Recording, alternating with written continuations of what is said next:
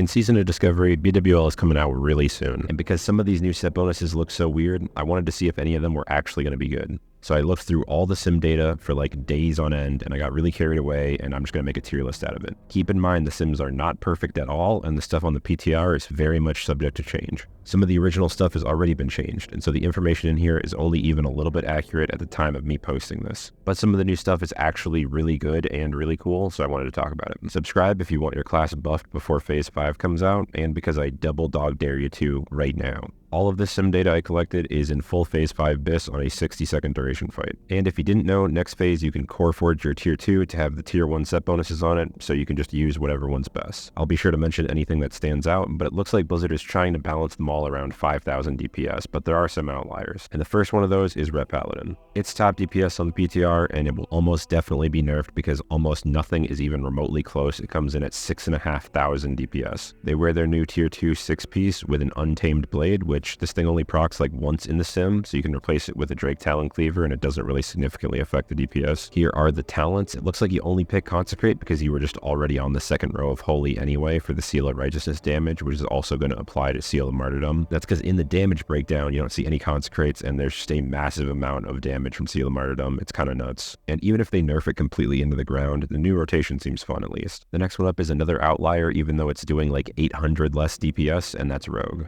It's at 5.7k with the backstab build, using 5 pieces of the new T2 and the new ZG set. There's some varying setups in terms of what weapons to use and what exact spec, but all of them are looking really good for Rogue. The focus changes from tons and tons of poison damage to ability damage in the form of backstab. And now because of that, it actually runs combat talents, since we don't need the poison ones from the 4th row of Assassination because we don't have Deadly Brew. The damage breakdown is actually insane with how much you're doing with just the backstabs alone, and even the ambush procs are beating out your auto attack damage. Seems like a troll build, and you mostly use this for PvP, so it'll probably get nerfed before it goes live. But if the goal was to bring Slaughter from Shadows up in line with Mutilate and Saber Slash, they definitely succeeded.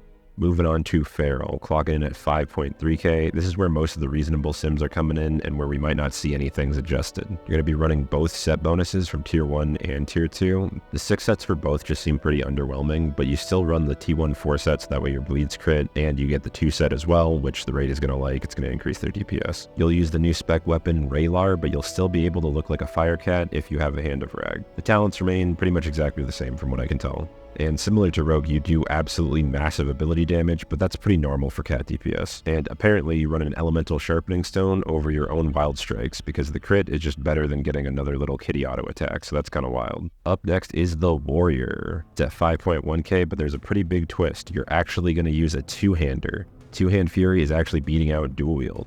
I couldn't actually find a sim with the rotation set up properly for dual wield, but apparently it's only 200 or 300 DPS behind, so if you really just don't want to use a two-hander, you can still do that. Even though it was nerfed by 5% overall damage and 5% crit, you're still going to be running the T1 6-set bonus. But you're also going to add on the T2 2-set bonus, and then you're going to switch your Helm Rune from Endless Rage to Taste for Blood, so Overpower is going to be pretty big in your rotation. The talents are going to be Standard Fury, but without the dual wield spec points, and instead putting as many as you can into two-hand weapon spec. And you can flex around some points if you want to get Piercing Howl for some utility. And on the damage breakdown is just a ton of Heroic Strike and Deep Wounds, and it looks like it's not even worth it to run Whirlwind anymore considering you're running Quick Strike on your gloves, so you can just Rage Dump with that instead. First caster on the list is going to be the Fire Mage. They're doing around 5k DPS, and you're going to run the T1 4 set and actually use 2 pieces of the 0.5 set for the spell power. Then just sub in some off pieces like Mission Dare, which just has insane stats and it's going to be a highly contested item, as well as Storm Wrath, the caster dagger that looks like Thunder Fury. I'm not sure where you get this, but lots of people want it. The talents are literally just exactly the same, like standard fire with ice shards. And for the rotation, yeah, that's also just the same. You're just Bale Firing, Hot Streaking, Frostfire Bolting. To be honest, we'll probably see some buffs to the T2 or the ZG Frostbolt set. T2 set was already buffed once, so they might just buff it again. But Mage is still doing just fine, and probably better than this because I couldn't get the sim to actually activate the Troll Racial or Mind Quickening Gem. But it was throwing in a counter spell, which counts as an arcane cast for the T1 4 set, and it'll give you another 1% damage, so if you didn't know to do that, start doing it. So while it is kind of boring and there's nothing new, the Mage remains in a good spot. Another caster on the list is Warlock, but not normal Warlock. This new pet-focused Felguard build comes in at 5k DPS just like the Mage. It runs the T2 6 set and the ZG 3 set along with both pet trinkets, the ZG 1 and the Black Book.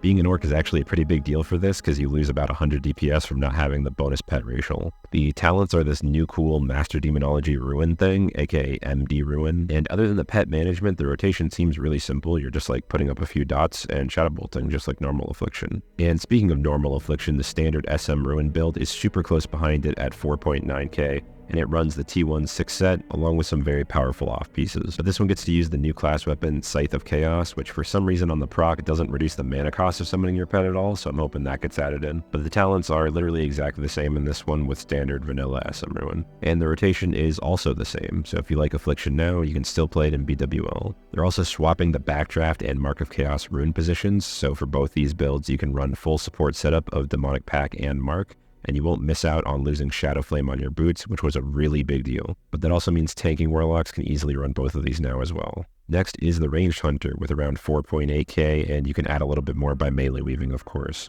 We get to use this cool new Geddon's Glaive polearm thing, and then the tier 2 6 set bonus and 2 set of the PvP gear, the pants and the gloves. And the spec is exactly the same as last phase. But where it gets interesting is the rotation. You might see that 2 set and think, oh man, maybe we double lock and load reset aim shot now. Or you'll look at the 4 set and think we might stick with the double rotation of using 1 lock and load on an aim shot and then 1 lock and load on Chimera. But neither of those compare to the 6 set, which just makes Chimera do so much damage that you double reset lock and load on it and use it 3 times per rotation. Now we're getting into specs that are on the lower performing end that could see some buffs soon or that bring lots of utility and support. The Boomkin is coming in at 4.5k DPS while running their tier 2 6 set and the ZG 3 set with Stormwrath on. Wearing all this tier means that you don't need a mission dare, which is really nice, and the talents look exactly the same from what I can tell. I don't know Boomkin all that well though. The interesting part is the rotation. It's just a crazy amount of Starfire damage. Like, look at this. Probably won't feel too different from regular balanced Druid other than being a machine gun of Starfires, which is kind of cool.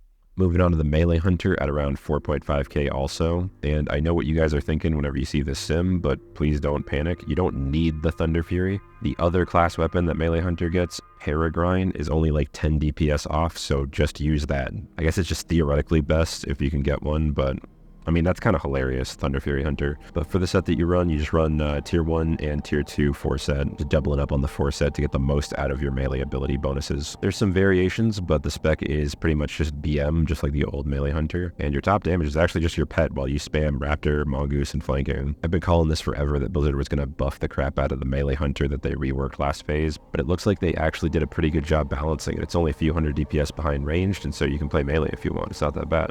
But what is actually that bad, I know what you guys are thinking, I forgot to include Shaman in the tier list. And man, I wish that was right. Coming in at 4.4k is actually Elemental. They're rocking their new tier 2 6 set bonus with all this clear casting stuff on it, which is going to translate to you having at least 1 stack of clear casting over 90% of the fight. Along with Totem of the Elements giving it 2 stacks, I guess you just don't use mana anymore. You can use Claw of Cro-Mag or Stormwrath, they're pretty similar, and you actually want to enchant Intellect on it because the Burn rune now gives you 1 spell power per int. And with the 10% bonus from Kings or Lion and the ZG World buff, that gives you like around 26% extra int from your int. So that 22 int enchant is more like 27, and compare that to the 30 spell power enchant, it's just basically better because you get crit from the int. Meanwhile, the talents are exactly the same as last phase, and the rotation is also pretty much the same, but you're not running the T1 6 set anymore, and so you have to go back to manually refreshing your Flame Shock, which kind of sucks because your Lava Burst isn't going to reset it for you or refresh it. But I really like the stacking int idea along with all the cool clear casting stuff. It seems kind of fun. And for more Shaman,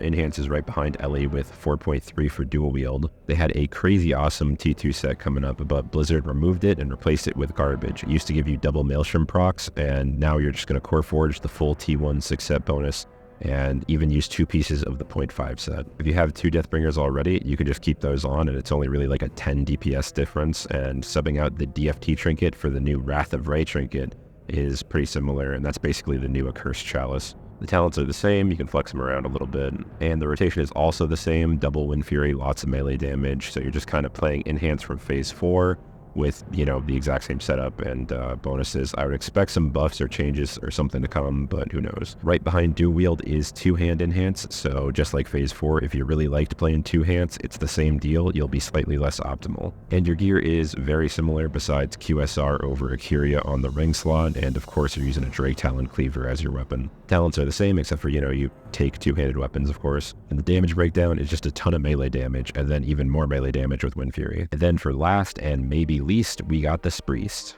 Shadow is only doing 4.2k right now, but I couldn't really find all that much sim data, and to be honest, I couldn't even find a working sim with the rotational data in it, so I just found this screenshot. This list includes not running the new T2 Spirit Tap set bonus, and you just coreforge your 6 set from T1, and use the 2 set from Tier 2. And while you do want a Storm Wrath, at least you're not competing for Mission Dare or Nelf's Tier because you're still running Toe Up. I'm kind of hoping my data is pretty inaccurate here, but I mean, Shadow Priests bring a lot of mana and healing, so it's kind of fine if they're not number 1. So that is the completed list. Feel free to roast me in the comments if you have an issue with how I arranged this. We'll probably see at least some changes, and there's no way all this sim data is 100% accurate anyway. I just wanted to see out of all of these new Tier 2 and ZG set bonuses, how many of these are actually viable or could be a good DPS option. And it looks like a good amount of them, so that's kind of fun. And personally, I don't think this is really all that bad. It's kind of well balanced in the median. The Ret and the Rogue should obviously see some kind of nerf, and for buffs, it'd be nice to see a few hundred DPS added to Elemental, Enhance, Boomkin, and Spriest. But we all know when Blizzard puts time into making something, they'll probably want you to use it at some point, so they're probably going to buff these set bonuses if you don't use them this time around, and you'll use them in like phase 6 or something. I wouldn't be surprised if they made some of the new set bonuses more appetizing to like Mage and Enhance Shaman, that way they're not just doing the exact same thing as this phase. But thanks for watching the whole video, guys. Like it if you liked it, and check out more of my videos in this playlist. I have every class level 60 now besides Paladin, so subscribe, and if you're lucky, I'll make a guide for your class and you could learn something cool.